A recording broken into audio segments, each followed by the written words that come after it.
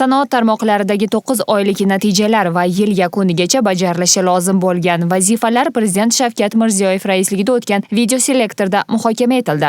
Yig'ilishda qayd etilganidek, pandemiya oqibatlari sanoat ishlab chiqarish sur'atlariga ham ta'sir o'tkazmay qolmadi. Shu bois har bir tarmoqni qo'llab-quvvatlash bo'yicha tezkor choralar ko'rildi. Karantin davrida ham ishlab chiqarish davom etdi. Bularning natijasida sanoatda yuzaga kelishi mumkin bo'lgan jiddiy yo'qotishlarning oldi olindi. Sanoatimiz tarmoqlarida joriy yil 9 oy natijalari bilan nimalarga erishdik va nima qilishimiz kerak degan savol hammamizni qiynash kerak. 9 oyda qayta ishlash sanoatida 102.7% o'sish sur'ati qayd etildi. Shunday og'ir sharoitda biz har bir sohaga qaror qabul qilib juda katta imkoniyatlar yaratganimizda mana shunday natijalar bo'ldi. Mutasaddi tashkilotlar joyida karantin normalariga e'tibor berib, birinchi kundan boshlab kelishganimizda mana shunday sharoitda ishlashga, yashashga o'rganishimiz kerakligi nuqtai nazardan shu tamoyinga asoslangan korxonalar umuman o'zini ko'rsatkichlarini kamaytirmagan. Biz ko'rgan shuncha choralar natijasida yalpi ichki mahsulot o'sish sur'ati ijobiy darajada saqlab qolindi va byudjet daromadlari 1.9 trillion so'm ortig'i bilan bajarilishiga erishildi. Bu peshona terimiz bilan qilgan mehnatimizning natijasi.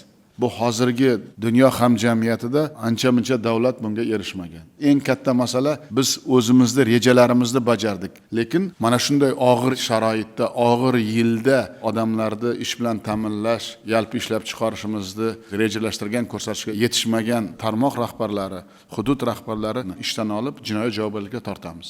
Hamma sharoit yaratib berdik. Shunday imkoniyatlardan foydalanmagan rahbarlar qanday ishlashi mumkin? U hozirgi siyosatga xiyonat qilyapti. Hozirgi og'ir sharoitimizda tushunmakon odamlar.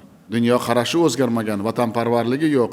O'zini faqat o'ylaydi, korrupsiya bilan oldingi tizim bo'lsa, ko'plarga ma'qul. Bo'lmaydi u tizim boshqa. Davlat korxonalari qolmaydi. U davlat korxonasi qoldimi, biz ko'zlangan marralarga yetolmaymiz. Raqobatbardosh mahsulot bo'lmaydi. Tizim, tartib, temir intizomga kelishib oldik biz. Birinchi kundan korrupsiyaga qarshi kurashamiz deb kelishib oldik. Lekin hali ko'p rahbarlar bunga e'tibor qilmayapti, bunga munosib bo'lib ishlanmayapti. Hudud va tarmoq rahbarlari bugungi muhokama bo'yicha nima choralar ko'riladi, nima to'siq bor, nima muammolar bor. Muammoni to'g'ri qo'yishda o'zi ham 50% muvaffaqiyat. Kim muammoni qo'ya olmaydi? Befarq odam. Tan-narx, innovatsiya kerak, bilim kerak. Juda katta bizda imkoniyat bor. Ko'proq olimlar bilan muhokama qilib, yoshlarni, oligohlarni ichiga kirib, kafedralarda filiallarni tuzgan rahbar kelajagi bor. Qanday og'ir bo'lmasa, raqobat muhiti yaratmasak, bugun muvaffaqiyat qilamiz, ertaga yutqizamiz. Hududiy sanoat korxonalarida mavjud rezervlaridan foydalanib qo'shimcha ishlab chiqarishni yo'lga qo'yishimiz zarur. 3247 ta korxonada mavjud quvvatlardan foydalanish darajasi 30% ga ham yetmaydi. Viloyat hokimlari tadbirkorlar bilan gaplashib, ularning 70% quvvatini tiklagan holda ish o'rinlarini ko'paytirish bilan shug'ullanishi kerak emasmi? Sanoat mahsulotlari ishlab chiqaradigan yangi quvvatlarni o'z vaqtida ishga tushirishimiz zarur. Yurish kerak, odamlar bilan uchrashish kerak, tadbirkorlarga ko'makchi bo'lish kerak. Soliqchi bilan bankir yursa bu natija bo'ladi. Bu ham qo'shimcha imkoniyat, qo'shimcha ishchi joy, qo'shimcha daromad degan gap bu. Xalqda umid bo'lish kerak. Yaxshi kunga niyat bo'lish kerak. 3 ta daftarni to'ldirishda zamini bugungi maylis. Biz pandemiya paytida ko'p narsani o'rgandik. Ana shuni davom ettirishimiz kerak.